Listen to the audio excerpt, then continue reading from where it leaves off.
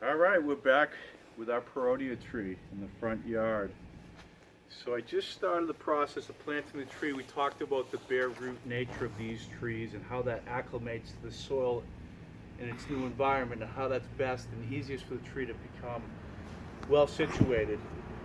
And here we are, we found the proper depth. We showed how we find that. We talked about how planting too deep or too shallow will affect the tree. So we're at a proper depth. We found that primary root, and now we're backfilling. So I'm going to put enough soil around this tree to cover all the roots. And then when I'm done, I want to make sure that I tamp that soil down firmly. Why? To make sure the tree is stable.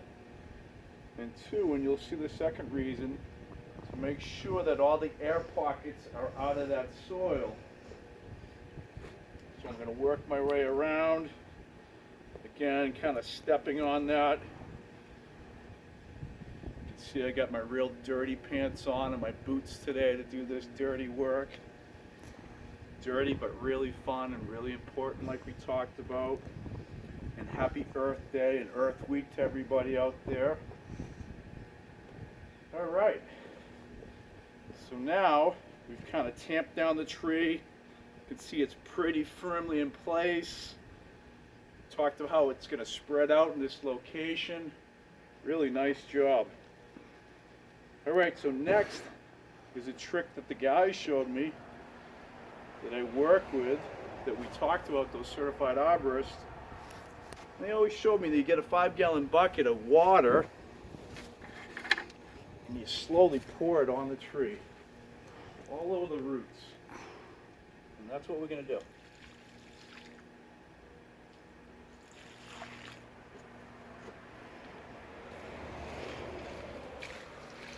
This is going to do two things.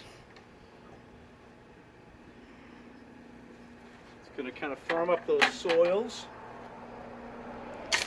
show us where the water is kind of eroding and needs to be built up a little bit further so that we can take advantage of that natural rainfall. And lastly, and most importantly, when we water that tree, it works out the air pockets. And I'm going to show you in a second what I mean there. I'm just going to add a little bit more soil right around the base of the tree. Again, we want to make sure that that root flare is protected. We're at the right depth. The other thing we want to do here is make a saucer. I talked about natural rainfall. When you plant your tree, you want to have it protected or encompassed by somewhat of a semicircle, and you kind of build up a wall on the outside and leave that middle a little depressed so that the rainfall can sit in there, much like that bucket of water that we just added.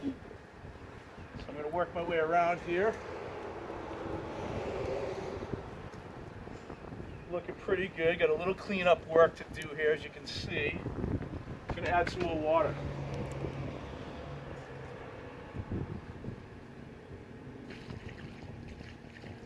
Nice and slow.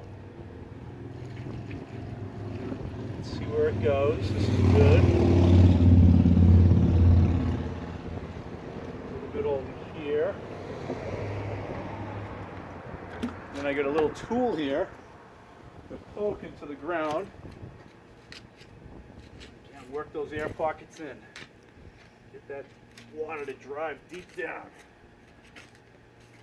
See how I do that? And it sucks right in. So now we have a tree at the proper depth, proper location, backfilled nicely, watered in. Pretty good. All right, one of the last things we're going to do after this water settles here, we're going to add a little bit more too. After the initial planting, it's really important to deeply water that tree, keep those roots nice and wet. And the last things we're going to do here is going to put the mulch down. You see right here, this is a fine mulch that we make. With the trees that we unfortunately have to take down, we have to wood chip. And with all those wood chips, we put through a tump grinder and make a nice organic fine mulch, and that's what you see right here. And that's what we're going to leave around the base of the tree. One, to keep the tree cool. Two, to protect the tree and help with weed encroachment. We want to make sure that this tree is getting all the water and not the weeds and the grass around it. And that's what the mulch is for. And then lastly, our last step, and I'm not going to show you this today, would be the stakes. We stake the tree, we guide it on either side. This tree's small enough that we don't need to, so